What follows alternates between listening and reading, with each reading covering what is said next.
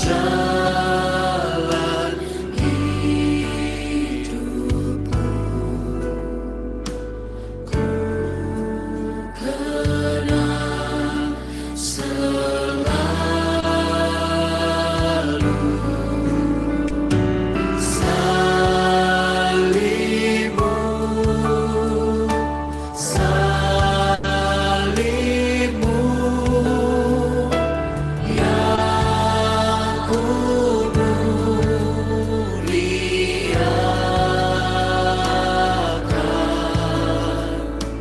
hingga dalam surga.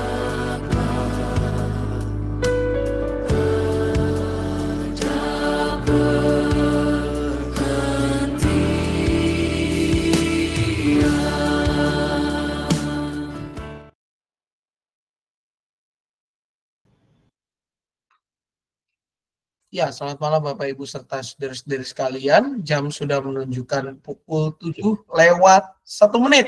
Mudah-mudahan jam kita semua sama sehingga tidak ada perbedaan waktu antara jam di laptop saya maupun jam di gadget yang Bapak Ibu gunakan.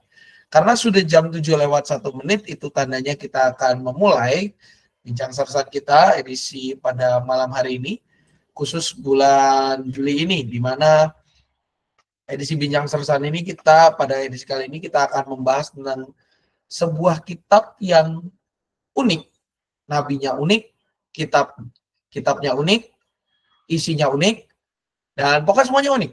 Uniknya di mana nanti kita akan bahas, karena pada malam hari ini kita akan membahas sebuah kitab yang disebut sebagai Kitab Amos, ya, yang ada di Alkitab kita. Salah satu dari nabi-nabi yang tidak terlalu besar, tapi mempunyai berbagai keunikan.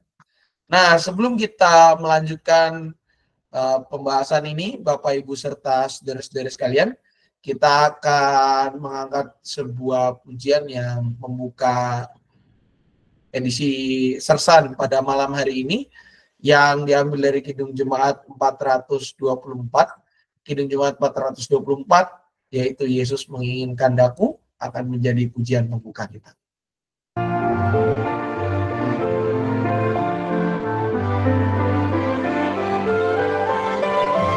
Yesus menginginkan daku bersinar baginya, dimanapun ku berada, ku mengenangkannya.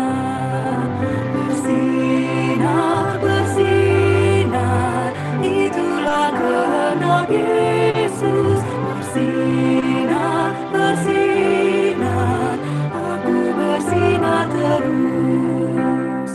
Yesus menginginkan daku menolong orang lain, manis dan sopan selalu ketika ku bermain. Bersinar, bersinar, itulah kehendak Yesus. Bersinar, bersinar, aku bersinar terus.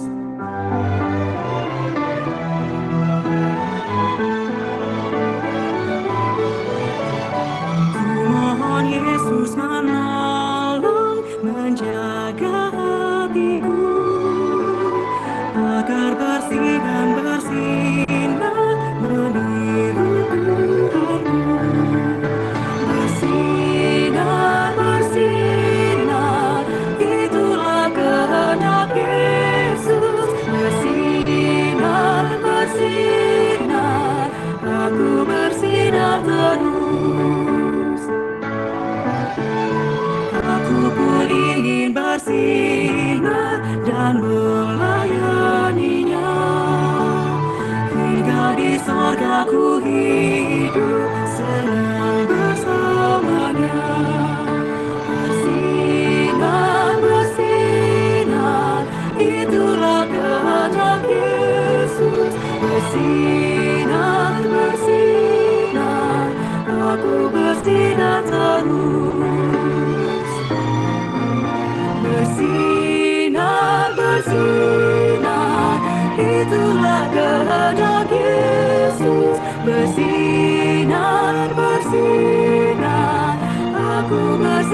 terus, aku bersinar terus.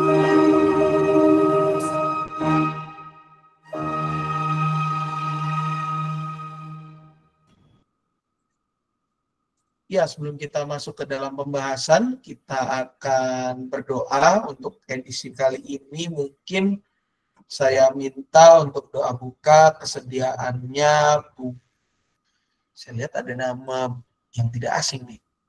Bu Kristiawati, mungkin boleh Bu membantu di doa buka, apa bisa Bu?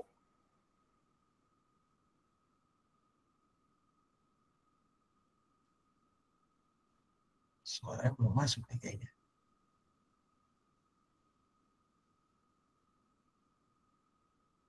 Ya, silakan Bu.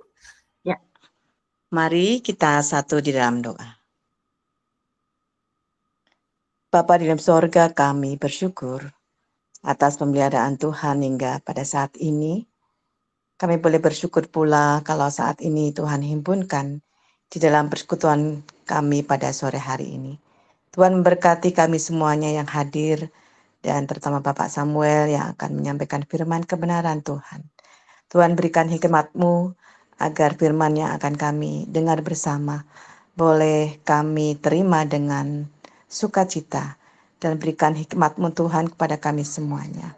Tuhan berkati jaringan yang akan kami pakai sehingga kami boleh mendapatkan berkat yang akan kami terima, yang akan kami dengar dari Bapak Pendeta Samuel.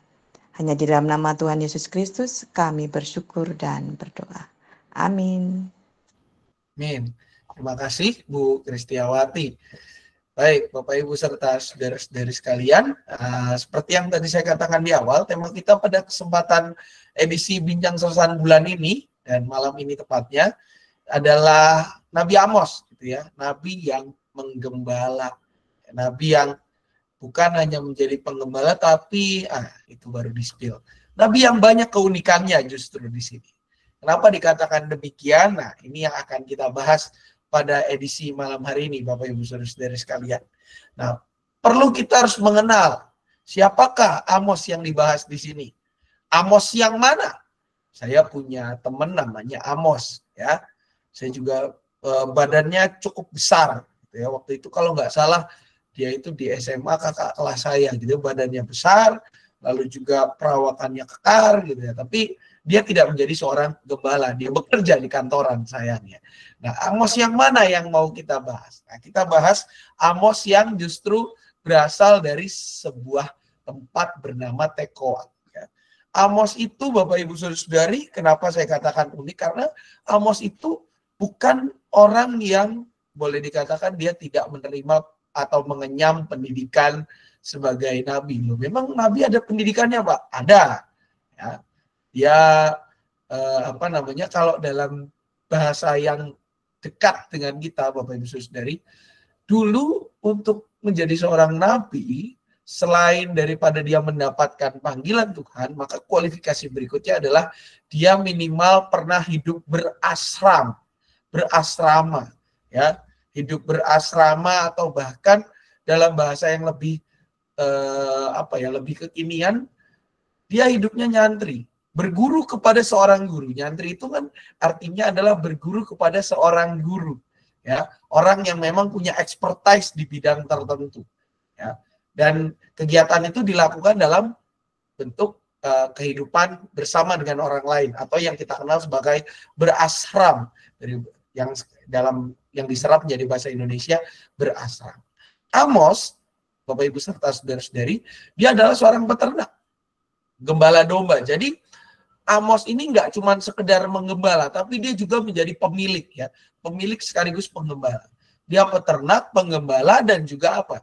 Dia adalah pemungut buah ara liar. Ya, dalam bahasa Inggris dikatakan buah ara liar itu namanya sycamore fig. Ya. Nah, dia berasal dari Tekoa. Tekoa itu apa? Bukan yang buat manasin air, ya, Bapak Ibu Saudari. Tekoa itu adalah sebuah desa kecil yang letaknya itu 16 kilo dari Yerusalem. 16 kilo itu mungkin kayak jarak dari sini ke Cibadak. Ya, kalau jarak dari sini ke Cigombong cuma 5 kilo, dekat.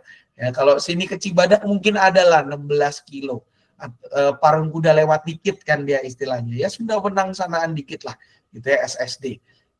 16 kilo lah kurang lebih. Jadi dari Yerusalem posisinya ya kalau zaman itu ya lumayan karena perjalanannya hanya bisa ditempuh dengan berjalan kaki atau naik naik kuda atau naik keledai ya, kereta keledai. Kalau zaman sekarang kan 16 kilo ya naik mobil 10 menit, 20 menit, 30 menit kalau tidak macet nyampe. Amos itu berasal dari Tekoa, desa kecil 16 kilo dari Yerusalem. Nah, Bapak Ibu Saudari, kenapa saya katakan ini? Karena Amos ini tidak pernah mengenyam pendidikan tertentu menjadi nabi. Ya. Di Israel, Bapak Ibu Saudari, zaman itu ada dua asram, dua tempat yang menjadi mazhab teologi yang sekaligus tempat pusat studi teologi di zaman itu, khususnya untuk para nabi ya, yaitu dua kota. Pertama kota Betel dan yang kedua adalah kota Gilgal. Ya.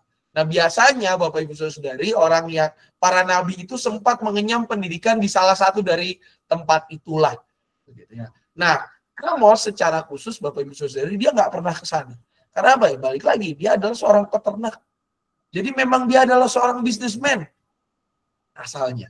Namun dia mendapat panggilan dari Tuhan untuk bernubuat, menyampaikan kebenaran firman Tuhan. Ya. Pengutusan Nabi Amos itu benar-benar berasal daripada Tuhan. Ini bisa kita baca di Amos 1 dan seterusnya gitu ya, tentang pengenalan atau ketika Amos menceritakan tentang identitasnya dia. Dia tidak mengenyam pendidikan teologi, tetapi Tuhan yang menuntunnya. Gitu ya. Tuhan yang menuntun Amos untuk mewartakan kebenaran firman Tuhan kepada bangsa Israel. Nah, konteksnya Bapak Ibu Saudari, zaman Amos, Israel itu udah terpecah dua. Ya, terpecah dua. Yang pertama Israel Utara, ibu kota Samaria. Yang kedua adalah Israel Selatan, atau dikenal dengan kerajaan Yehuda. Ibu kotanya Yerusalem. Dan kalau kita lihat Bapak Ibu Saudara-saudari, jelas Amos ini bukan Israel Utara, tapi dia adalah warga kerajaan Yudea, tinggal di Yerusalem, dari Yerusalem. Cuma, ada cumanya. Cumanya apa?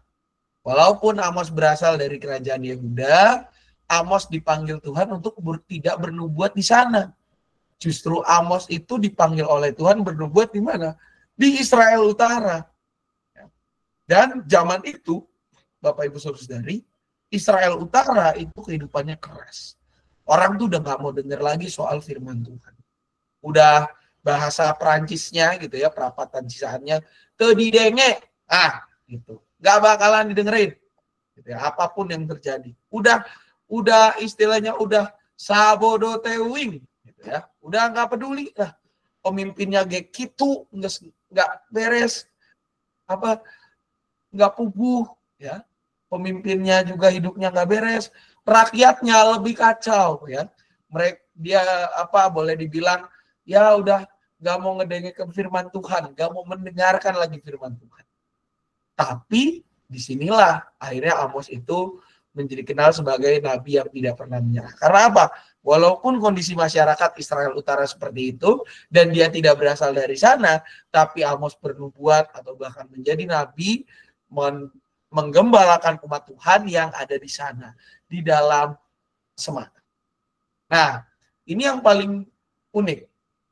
Kenapa dikatakan unik? Karena ini berkaitan dengan arti nama Amos. Bapak Ibu Saudari, ada yang tahu arti nama Amos itu apa? Beban, Pak. Beban. Oke, ada lagi Bapak Ibu Saudari? Makasih, Cimel. Selain beban, apa lagi? Ini kalau ada yang orang kasih nama Amos, nih harus tahu nih artinya kenapa dikasih nama Amos gitu ya. Ya, karena tidak ada respon lebih lanjut, maka jawaban si email itu tepat, artinya beban. Ya. Tapi kalau kita operatifkan, ya, kita jadikan sesuatu bentuk yang operatif bisa dioperasikan, maka arti nama Amos itu bukan cuma bebannya aja, tapi dialah yang memikul beban, carrier. Ya. Nah ini menarik Bapak Ibu, kenapa disebut sebagai carrier? Ya, karena Kalau naik gunung Bapak Ibu Saudari, tasnya itu sebutannya carrier. Nah, saya bukan seorang pendaki gunung yang ulung. Saya baru naik gunung cuman 2 kali, ya. Gara-gara urusan kader GKI waktu itu. Makanya naik gunung. Saya baru tahu kenapa nama tasnya itu carrier. Karena memang bebannya banyak. Yang dibawa di situ tuh minimal perbekalan yang mendukung gimana caranya dia bertahan hidup di atas gunung yang nggak ada warung, makanan on demand itu yang bisa diantar nggak bakalan nyampe, itu harus cukup di dalam tasnya. Perbekalan itu harus cukup. Bagaimana caranya dia nyampe di bekal di atas gunung, perbekalan perjalanan, perlengkapan untuk menuntun dia, bahkan sampai untuk bertahan hidup itu mesti cukup di situ. Makanya disebut sebagai carrier backpack. Gitu. Karena memang itu bawaannya banyak dan beratnya bukan main Bapak Ibu. Saya pernah punya carrier gede, beratnya bukan main. Satu kali saya naik gunung bersama dengan rekan-rekan saya yang bina kader. Ternyata nggak semua kader pendeta kuat naik gunung. Jadi sampailah saya untuk menanggung beban yang dibawa oleh teman-teman supaya bisa jalan lebih cepat. Gitu ya. Carrier itu ternyata artinya itu. Karena yang dia bawa itu harus mensupport kehidupan orang yang membawa itu minimal 1 hari, minimal. Selain daripada kalau memang dia merencanakan 2 hari, ya memang harus cukup 2 hari. 3 hari ya 3 hari, bahkan 3 hari lebih dikit. Gitu ya. Kalau ada spare tengah jalan, kalau nyasar-nyasar atau apa, masih ada emergency. Nah, Amos ini Bapak Ibu, artinya adalah carrier, pemikul beban. Jadi kalau Bapak Ibu yang dengar ada teman namanya Amos, punya anak atau saudara namanya Amos, bilang, arti namamu itu pemikul beban. Dan ini sesuai dengan kisah hidup Nabi Amos, di mana dialah yang memikul beban pada saat umat Israel pada saat itu. Dialah yang meng-carry, ya. Kalau main game tuh ada namanya carry tanker, gitu. Jadi dialah yang membawa umat Israel agar karena bangsa Israel waktu itu menjadi beban, gitu ya buat dia. Dialah yang membawa beban itu untuk bisa menjadi umat yang hidup berjalan di dalam kehendak Tuhan. Nah, ini sedikit tentang Amos. Bagaimana dengan isi kitab Amos? Nah, Bapak Ibu serta saudara-saudari, kitab Amos itu nggak terlalu panjang. Dia cuma 9 pasal. Memang masih lebih pendek kitab-kitab bulan yang lalu, yaitu kitab Yoel. Kitab Yoel itu cuma 3 pasal, ya, nggak terlalu panjang. Kitab Amos ini 3 kalinya lah. 9 pasal. 9 pasal ini Bapak Ibu Saudari bisa dibagi ke dalam 3 bagian utama. Apa aja? Yang pertama dari pasal 1 sampai dengan 2 itu bicara tentang penghakiman bangsa-bangsa. Gak cuma bangsa-bangsa setir Israel, tapi juga penghakiman kepada bangsa Israel. Yang kedua dari pasal 3 sampai dengan 6 nubuat atau seruan pertobatan secara khusus untuk Israel. Nah, karena kita sudah tahu kepada siapa Amos ini bekerja, kepada bagian Israel yang mana Amos ini bekerja, maka pertobatan Israel ini ditujukan untuk Israel Utara. Lebih banyak ke sana. Gitu ya, lebih banyak ke sana. Lebih banyak kepada Israel Utara. Karena memang dia tujuan bekerjanya adalah untuk ke sana. Israel yang ibu kotanya di Samaria. Dan yang ketiga, Bapak Ibu Saudari, bicara tentang penglihatan dan harapan pemulihan. Bahwa Israel kelak akan dipulihkan. Nah, kalau pemulihan ini, Bapak Ibu Saudari, ini Israel yang boleh dibilang pemulihannya seluruhnya. Ya. Ada harapan pemulihan di sana. Bahwa umat pilihan Allah, persekutuan umat Tuhan itu yang memang dipilih Allah dan dikuduskan, harusnya mereka hidup kudus, mereka akan dipulihkan dan akan hidup kembali menurut jalan Tuhan. Nah, kalau kita breakdown satu persatu, maka kita akan melihat dari pertama yaitu tentang penghakiman atas bangsa-bangsa. Dari pasal 1 sampai dengan 2, Bapak Ibu Saudari, tema utamanya adalah bahwa semua bangsa, Israel dan Yehuda termasuk di sana, tidak luput dari penghakiman Tuhan. Memang fokusnya Amos ini lebih banyak ke Israel, Israel Utara. Tapi Yehuda juga masuk di sana. Bahwa yang namanya Yehuda itu walaupun agak lebih baik katanya dibanding Israel Samaria, tapi dia tidak luput dari penghakiman Tuhan. Kalau kita lihat di ayat 1-2 itu adalah semacam prolegomena. Ya, prolegomena itu bahasa Latin artinya pendahuluan, preface, kata-kata pembuka, sekapur sirih, apapun itu namanya. Di buku-buku Bapak Ibu Saudara-saudari bisa lihat ya, ada kata pengantar. Biasanya di situ istilahnya tuh kata pengantar lah, pendahuluan lah, sekapur sirih lah, prolegomena lah, prolog lah. Itulah prolognya Nabi Amos atau kata-kata pendahulunya itu ada di Amos 1 ayat 1 sampai dengan 2. Bagaimana Amos itu menerangkan tentang panggilan dirinya. Dan gambaran itu di ayat 3, sebenarnya masuk di ayat 3 itu gambaran tentang Tuhan yang mengaum dari Sion. Nah, masuk di ayat 3 sampai 2 ayat 5 itu mulai masuk disebut bangsa-bangsa mana aja yang akan dihukum. Yang menjadi tetangga Israel secara khusus. Ada bangsa Damsik itu Aram atau Syria gitu ya. Bangsa Filistin juga kena jalur Gaza itu. Lalu bangsa Fenisia atau Tirus ya. Makanya Tirus dan Sidon itu jadi hal yang terkenal. Lalu Edom, ada Amon, ada Moab dan juga Yehuda disebut di sana. Tetangganya Israel ya. Lalu juga setelah daripada bangsa-bangsa itu disebut, mulai dari ayat 2 ayat 6 sampai dengan 14, Israel juga kena, Israel Samaria tepatnya. Bahwa mereka juga tidak terluput dari hukuman Tuhan, dan justru dibandingkan tempat-tempat tadi, hukuman yang paling berat itu akan dikenakan ke Israel. Yang paling berat justru adanya di Israel. Mereka lah yang akan paling terdampak dari penghakiman. Nah, ini dilanjut di bagian 2. Karena Bapak Ibu Saudari enaknya kitab Amos tuh logikanya nyambung. Antar pasal, antar ayat nyambung semua. Sehari beres lah kalau kita baca kitab ini ya. 9 pasal lagi nggak terlalu panjang. Nah, ini setelah dipaparkan tentang penghakiman, maka ada seruan pertobatan juga. Di mana di bagian 2 dari pasal 3 sampai dengan pasal 6 ini, itu bicara tentang bahwa Allah itu mengecam ketidakadilan sosial, penyembahan palsu, hidup yang memanjakan diri. Hal-hal yang memang terjadi di kehidupan Israel Samaria pada saat itu. Ada ketidakadilan sosial di sana. Penyembahan palsu, mereka sudah mulai beralih ke penyembahan berhala. Dan hidup yang memanjakan diri. Hidup yang memanjakan diri ini adalah gaya hidup hedonis ya, Bapak Ibu Saudara-saudari. Mementingkan kepentingan pribadi. Ya, hedonis itu kan nggak mesti banyak belanja Bapak Ibu. Tapi gaya hidup hedonis itu menariknya Bapak Ibu Saudari tidak mesti diukur dari seberapa sering dia belanja. Nggak mesti. Justru gaya hidup hedonis itu bisa diukur dari kelakuannya. Ketika dia lebih mementingkan dirinya sendiri, apapun itu kalau bisa spotlightnya, lampunya ke arah dia, nah itu udah orang yang hedon. Kita bisa katakan, nah kamu hedon. Karena hedon. Seorang yang hedonis itu tidak mesti diukur dari kacamata material saja. Moralnya saja kalau orang hedonis itu udah kelihatan secara moral. Nah, di dalam bagian ini kalau kita lihat di Amos 3 itu adalah tentang panggilan Allah kepada umat pilihan. Ya.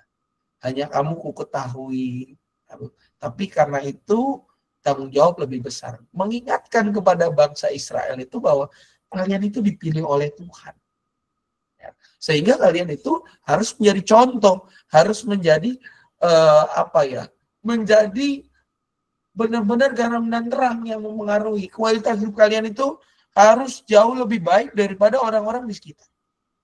Di Amos 4 itu bahkan sudah mulai di-mention gitu ya, tentang ibadah-ibadah yang palsu, penindasan di sana, ada lebu-lebu basan gitu ya, kegagalan bertobat. Nah, ini yang paling parah Bapak Ibu Saudari. Ada kegagalan bertobat. Karena apa? Karena tipikal Israel, Bapak Ibu Saudari, semua umat Israel, ya hampir seluruh manusia tipikalnya sama. Yaitu apa? Ketika kita bertobat, maka kita akan kembali ke umat. Hari ini kita mengaku, ya Tuhan saya salah, begitu kesusahan melanda, ya saya mengaku dosa dan segala rupanya. Tapi begitu kita sudah dipulihkan oleh Tuhan, nah udah kembali lagi kepada gaya hidup yang merusak. Ya. Kegagalan bertobat itu seperti itu. Karena apa? Karena pertobatan yang Allah kehendaki adalah pertobatan yang sejati, yang mengubah kehidupan. Bukan yang hari ini tobat, besok sudah kembali kumat. Inilah yang terjadi dalam kehidupan Israel. Mereka gagal bertobat, walaupun Allah sudah memberi teguran, tapi mereka gagal bertobat. Jatuh lagi, dan jatuh lagi. Nah, di ayat 5, Amos 5, pasal 5 tepatnya, di sini ada seruan pertobatan ya. Ada ayat yang menarik di situ. Carilah Tuhan, maka kamu akan hidup. Ini versi yang TB lama. Ya. Tapi kalau ini yang lebih terkenal kayak gini kata-katanya, Bapak Ibu. Tapi kalau di TB baru saya bacakan, Bapak Ibu sudah di TB 2. Carilah aku, maka kamu akan hidup. Carilah aku, akunya besar, bukan nunjuk yang ngomong ya Bapak Ibu, tapi menunjuk kepada Tuhan. Carilah aku, maka kamu akan hidup. Itu di ayat 4b. Amos 5 ayat 4b. Dan di pasal 6 Bapak Ibu Saudari, maka di Amos ini ada pasal 6 ini adalah lebih banyak isinya tentang kecaman. Ya. Kecaman terhadap mereka yang hidup santai di tengah penderitaan orang lain. Ibarat kata tidak punya keprihatinan terhadap kesusahan, gitu ya. Ya ini bangsa Israel, Bapak Ibu Saudari, zaman itu seperti sebuah peribahasa yang saya sangat sering dengar. Ini peribahasa dari zaman saya SD. Mudah-mudahan masih ada sampai sekarang. Kayak gini. Kalau senang dibagi-bagi, kalau susah sendiri-sendiri. Itu peribahasanya, ya.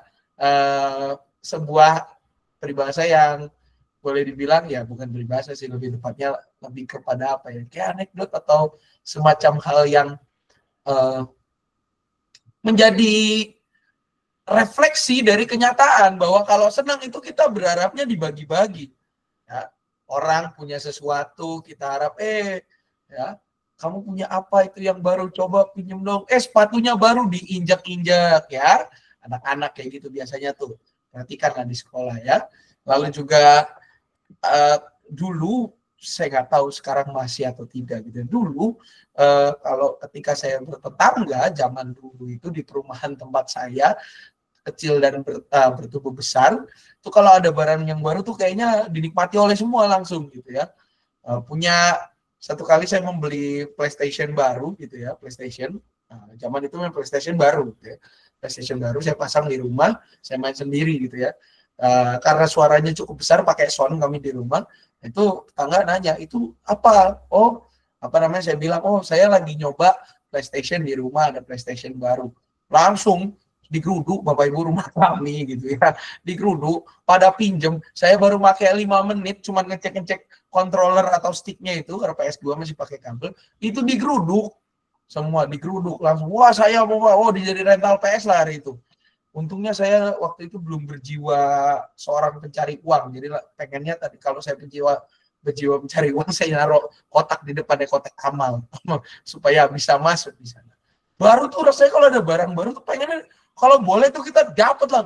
Tapi ketika kesusahan melanda Bapak Ibu Saudari, waduh itu kayaknya langsung semua orang sendiri-sendiri gitu ya. Nah, itu juga terjadi lah di kehidupan anak muda sampai kita berusia lebih lanjut gitu ya. Kalau kita menghadapi kesulitan itu rasanya udahlah kamu jauh-jauh ya dari saya gitu ya. Jangan deket-deket saya, udah kamu hadapin aja kesulitanmu sendiri. Ya saya cuma bisa berdoa buat kamu. Nah, kayak gitu-gitulah. Nah, ini yang terjadi di kehidupan Israel. Ketika melihat situasi saudaranya, rekan sebangsanya, temannya dalam kesusahan, mereka justru hidup santai, memikirkan apa? Kehidupan pribadi mereka, selfishness. Ya. Memikirkan diri sendiri, tidak lagi menjadi sebuah komunitas iman yang saling membangun, tapi lebih menahan menahan segala sesuatu hanya untuk diri sendiri. Di bagian 3 Bapak Ibu Saudari, ini adalah penglihatan Nabi Amos. Bahwa Tuhan mau menganugerahkan kepada dia berbagai penglihatan dan juga harapan akan pemulihan terhadap kondisi Israel. Tema utamanya Bapak Ibu Saudari adalah dalam bagian terakhir ini, pasal 789 itu, bahwa Tuhan walaupun dia menyatakan penghakiman, tapi juga memberi harapan. Ya. Tuh, Allah kita adalah Allah yang tidak hanya sekedar menghukum, tapi Allah yang betul-betul seperti Bapa yang sayang pada anaknya.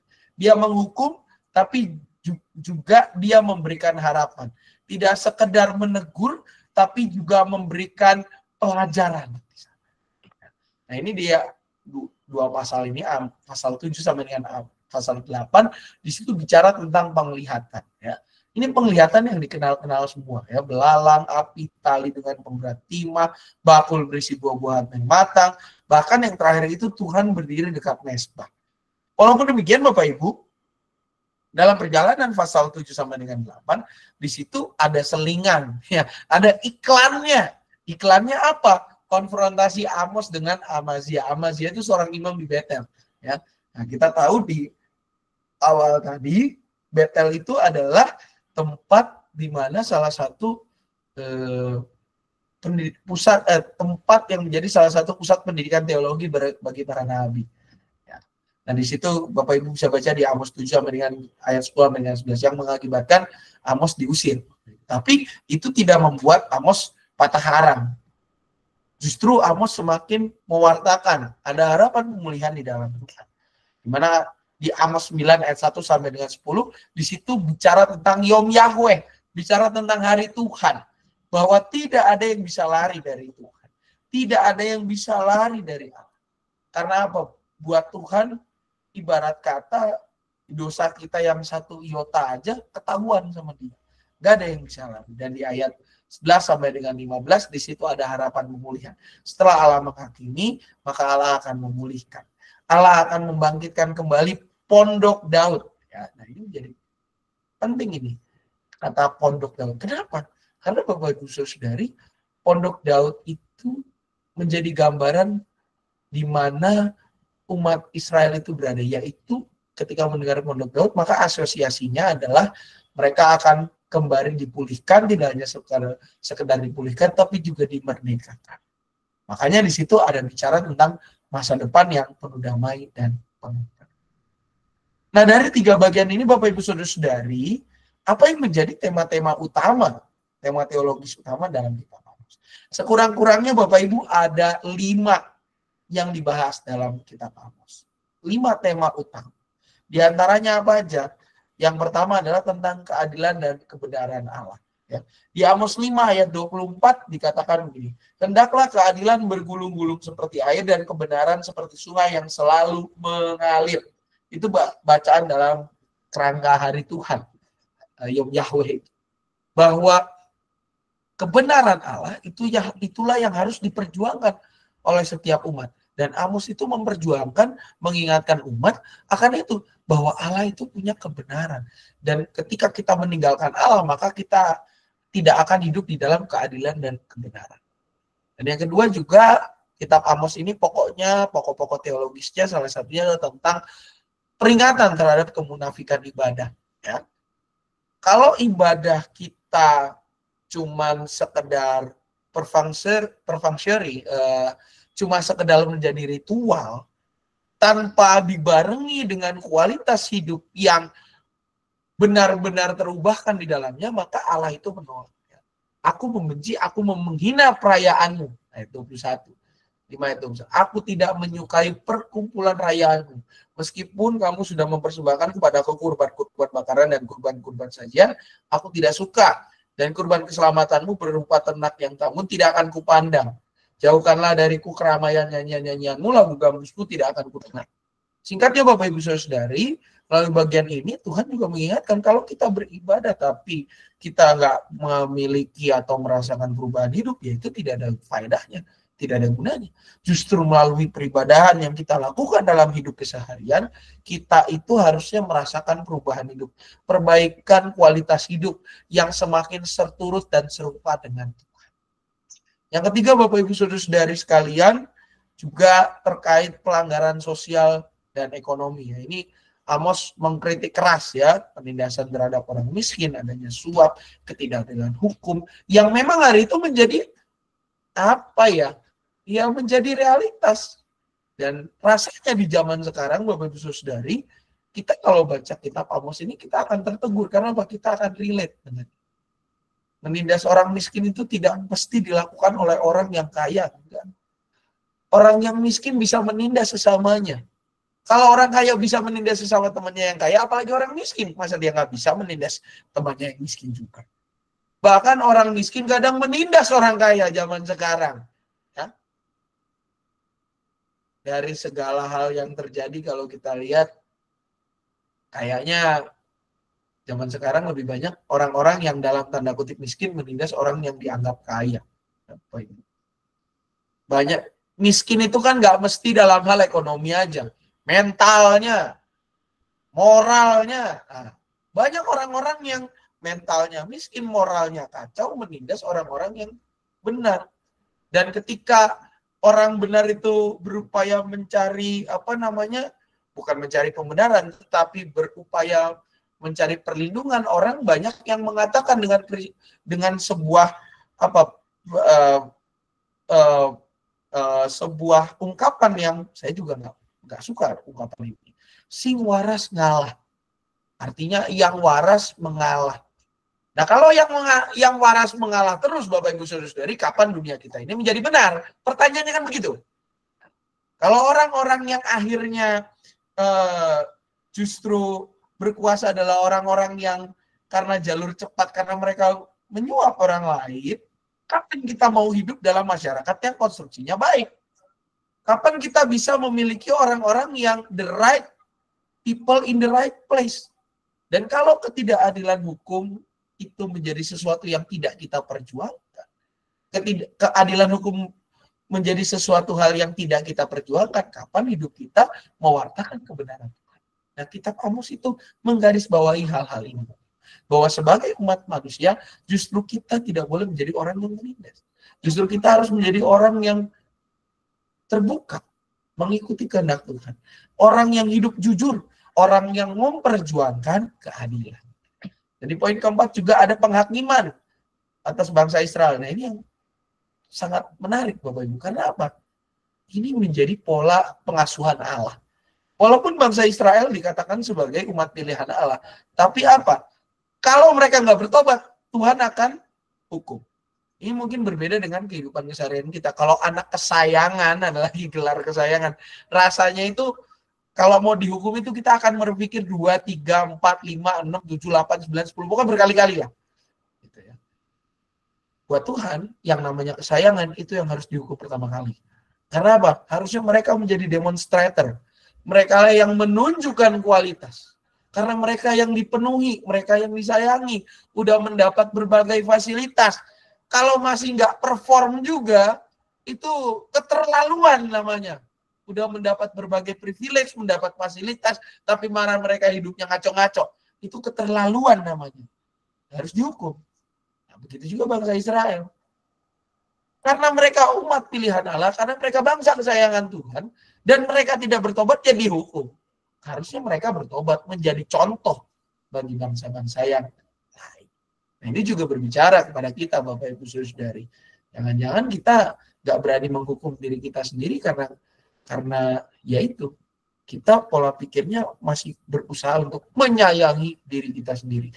Padahal harus kita ingat prinsipnya, sayang itu kasih, ya, mengasihi salah satu bentuk operasionalnya atau salah satu aplikasi dari kasih itu adalah memang menyayangi. Tapi menyayangi belum tentu menjadi bentuk kasih, tidak selalu menjadi bentuk kasih. Ah, sayang, kalau dia dihukum nanti saya nyari orang susah. Padahal itu orang itu. Ya, harusnya dihukum. Ah, sayanglah ini disimpan aja, kali masih bisa dibetulin atau apa. Padahal itu udah menjadi baksil penyakit. Ngapain disimpan?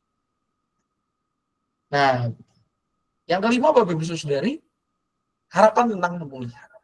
Kebangkitan Pondok Daud yang menjadi harapan mesianik. Harapan akan kedatangan sosok yang akan merestorasi Israel. Nah, ini menarik. Saya selalu menggunakan kata restorasi. Merestorasi. Ya. Bukan menyelamatkan, bukan apa, tapi merestorasi. Bukan membangun baru, tapi yang lama kita optimalkan, kita vitalkan lagi. Karena apa? Karena Bapak Ibu, memang seperti itulah karya pertobatan Tuhan. Membangkitkan Pondok Daud itu bukannya membangkitkan dari 0 jadi 1, melainkan dari yang tadinya 1 turun ke setengah, dikembalikan lagi menjadi 1. Setidak-tidaknya 3/4. Karena apa? Karena ya memang sudah ada bangsa Israel itu. Bukan dari nol kan, Tuhan ketika waktu selesai dengan air bah, dia bilang, saya tidak akan lagi menghukum dengan cara yang sama. Cara yang sama itu apa? Benar-benar ditebang semua, dihilangin, mulai lagi dari nol seperti yang dilakukan di pengisian bensin. Ya, dari nol lagi ya Pak, dari nol lagi ya. Gak seperti itu. Tuhan tidak memakai cara itu karena apa? Tuhan akan menggunakan yang tadi itu. Direkondisi, direstorasi, bahwa barangnya udah ada, tapi barangnya rusak. Nah, supaya barang yang rusak ini dikembalikan fungsinya, maka harus diperbaiki. Cara perbaikannya apa? Direstorasi, to restore. Tetap konsepnya seperti itu, tapi kita perbaiki dalam. Itu restorasi. Nah, nubuat akan kebangkitan, harapan mesianik itu adalah harapan tentang restorasi Allah.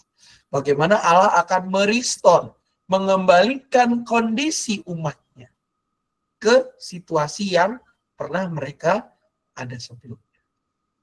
Nah, inilah yang menjadi tema-tema utama di dalam kitab Amos. Sehingga beberapa orang mengatakan kitab Amos ini adalah kitab yang berisi teguran. Teguran yang mengajak setiap umat untuk berpartisipasi di dalam misi Allah. Misi Allah yang apa? Yang menyuarakan keadilan. Misi Allah yang mengajak kita untuk peka terhadap lingkungan sekitar. Dan juga misi Allah yang mendorong kita untuk berkeyakinan penuh akan karya pemulihan Allah. Nah, dari bagian pokok-pokok ini, apa yang bisa menjadi bagian aplikasi kita?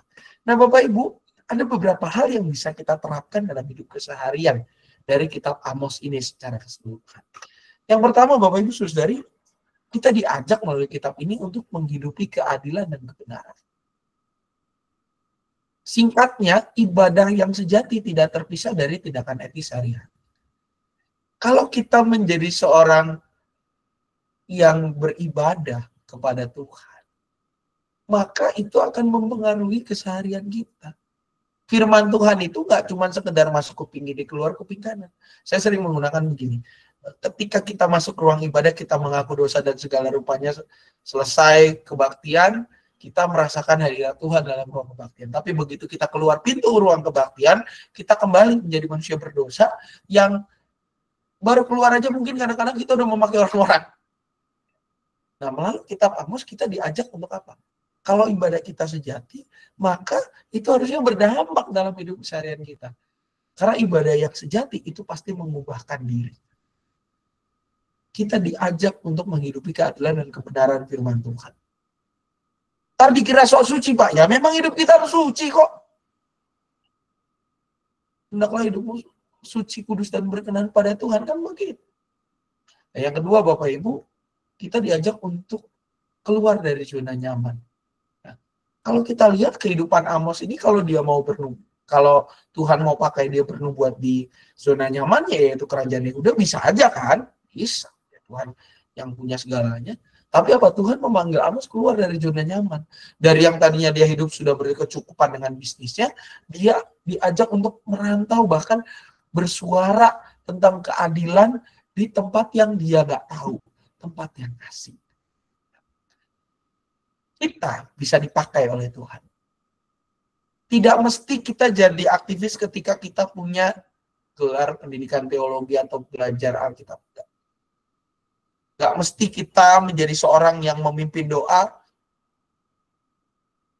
kalau kita baru mimpin doa kalau udah sering renungan atau sering baca renungan itulah gitu ya. Gak mesti.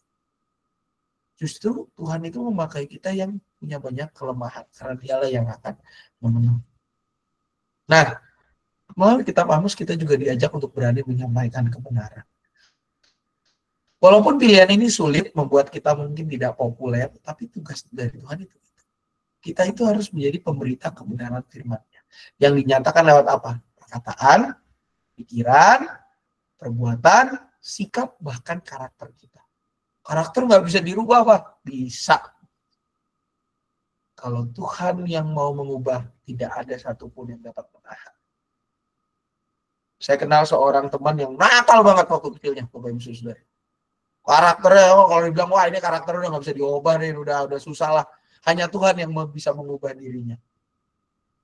Terakhir saya ketemu, setelah saya jadi pendeta, semua orang ini udah jadi orang yang sukses, bahkan dia orang yang boleh dibilang 180 derajat berbeda dengan zaman dia kecil. Ya udah puas nakalnya mungkin ya. Berubah karakternya. Jadi orang yang baik, orang yang bahkan dengan rela hati menolong sesama. Dibilang filantropis ya, filantropis lah orang ini. Memang Tuhan itu kalau udah bekerja, Bapak Ibu nggak ada yang bisa nahan. Karakter kita yang katanya nggak bisa diubah, itu bisa dirubah. Jadi kita nggak bisa ngomong, aduh emang karakter itu nggak bisa. Bisa diubah.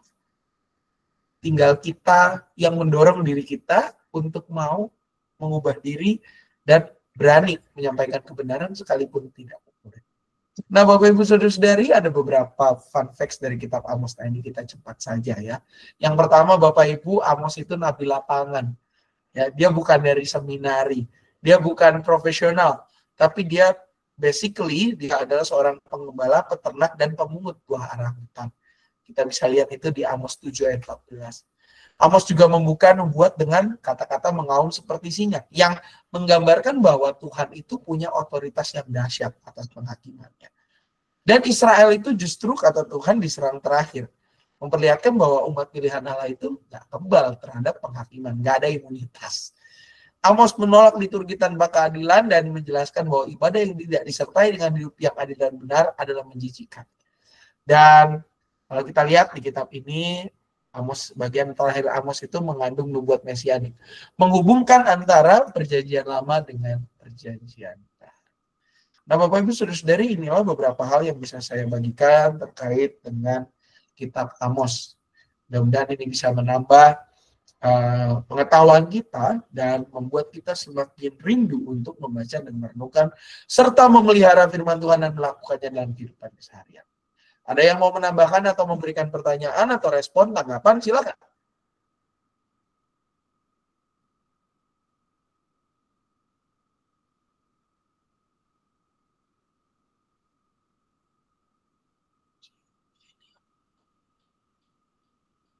Baik, kalau tidak ada respon tambahan, maka kita cukupkan materi ini dan kiranya ini semua menjadi berkat bagi kita. Kita akan masuk kepada sesi doa. Ada beberapa pokok doa yang sudah saya siapkan di sini, yang ada di dalam warta jemaat. Barangkali ada tambahan, Bapak Ibu serta saudara-saudari sekalian?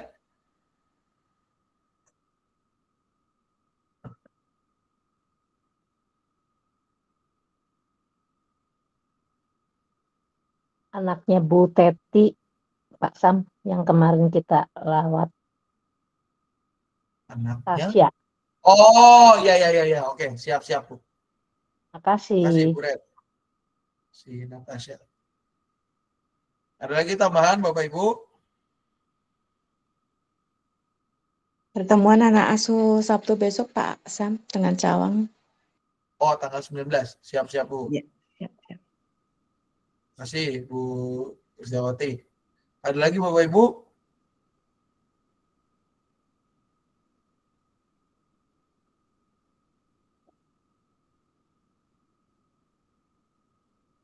Oke, kalau tidak ada lagi, mari kita menaikkan doa syafaat kita kepada Tuhan. Kami bersyukur ya Tuhan karena pada hari ini kami diajarkan tentang kitab Amos yang kiranya boleh menginspirasi kami untuk mendorong kami hidup dalam kebenaran firman-Mu dan memperjuangkan keadilan dalam keseharian kami. Pakai dan mampukan kami ya Tuhan untuk melakukan tugas dan panggilan itu dalam kehidupan keseharian yang mengubahkan diri kami.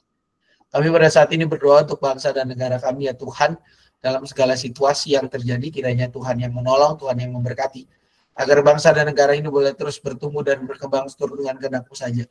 Para pemimpin kami, kiranya Tuhan berikan hikmat dan kebijaksanaan agar mereka boleh memerintah di dalam tangan pemeliharaan-Mu saja. Dan kiranya Tuhan juga yang boleh memakai setiap kami untuk boleh bekerja membangun bangsa dan negara ini lewat segala hal yang dapat kami kerjakan dan kami lakukan, khususnya dalam membawa damai pada lingkungan sekitar. Kami juga berdoa untuk gereja ya Tuhan GKI Cicurug dengan segala kegiatannya, untuk kegiatan pertemuan anak asuh dengan Komisi Diakonia GKI Cawang hari Sabtu yang akan datang. Kiranya Tuhan berkati, Tuhan sertai agar semuanya berjalan dengan baik. Juga untuk kegiatan CD pada hari Minggu yang akan datang di Kebaktian 2. Kiranya Tuhan yang mempersiapkan anak-anak-Mu agar mereka boleh semakin dewasa dari hari ke hari ya Tuhan. Tidak berhenti pada proses ini saja, tapi terus hidup menurut kebenaran firman-Mu saja. Mampukan para orang tua juga untuk terus mendidik mereka di dalam kasih dan kebenaran. Kami juga berdoa untuk para aktivis dan karyawan kami. Kiranya Tuhan berkati hidup mereka semua, agar mereka senantiasa merasakan sukacita yang berasal daripada-Mu bersama dengan keluarga yang Kau tempatkan dalam diri mereka. Kami juga berdoa bagi jemaat kami atau rekan-rekan kami yang dalam kondisi sakit maupun dalam masa pemulihan, untuk Om Malena, untuk Bapak Sutio, Bapak Agus Irianto, Bapak Sutarto, Bapak Willy Hartono, Bapak Yusuf Gunawan, Ibu Hari Martani, Ibu Tina, Ibu Bisda Pandiangan, Ibu Sumarti, Ibu Ninik, Mama dari Saudara Delvino, Ibu Imelda, Saudari Nita Sinaga, Saudari